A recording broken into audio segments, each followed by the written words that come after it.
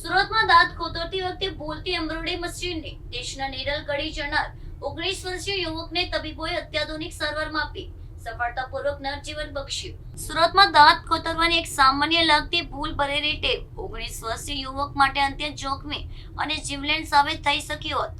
બન્યું એવું કે યુવક દાંત કોતરી રહ્યો હતો. તે દરમિયાન અચાનક અકસ્માતે એમ્બ્રોઇડરી મશીનની તીક્ષ્ણ નીડલ તેના ગળામાં ઉતરી ગઈ અને તે ગળી ગયો હતો. આ ગંભીર ઘટના બાદ યુવકની તબિયત લથડતા તેને તુરંત જ તબીબી સારવાર અર્થે હોસ્પિટલ ખસેડવામાં આવ્યો હતો. સદનસીબે તબીબોએ સમય સૂચકતા વાપરીને અત્યાધુનિક સારવારથી આ તીક્ષ્ણ સોયને બહાર કાઢી યુવકનો આબાદ બચાવ કર્યો હતો, જેનાથી પરિવારે ભારે રાહતનો શ્વાસ લીધો હતો. આ કિસ્સા બાદ તબીબોએ લોકોને દાંત સાફ કરવા માટે ધારદાર કે અયોગ્ય વસ્તુનો ઉપયોગ ન કરવા અપીલ કરી છે.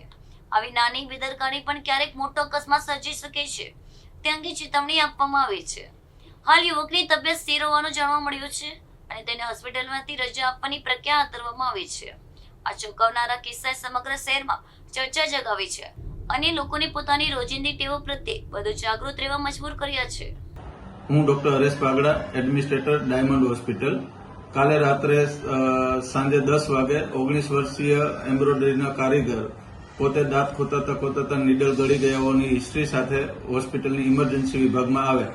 તેમનો એક્સરે દ્વારા તપાસ કરતા તેમની હોજરીમાં 3 ઇંચની નીડલ હોવાનું માલુમ પડે તો કેસની ગંભીરતા જાણી સઘન સારવાર ચાલુ કરેલ અને ડોક્ટર હોસ્પિટલના gastroenterologist doctor Nilesh Godhani, anaesthetic doctor Riddhi Sabhadiya અને ઓટી સ્ટાફ દ્વારા એન્ડોસ્કોપી દ્વારા રાત્રે 11:30 વાગે દર્દીને પેટમાંથી નીડલ કાઢી તેમને રાહત આપેલ છે.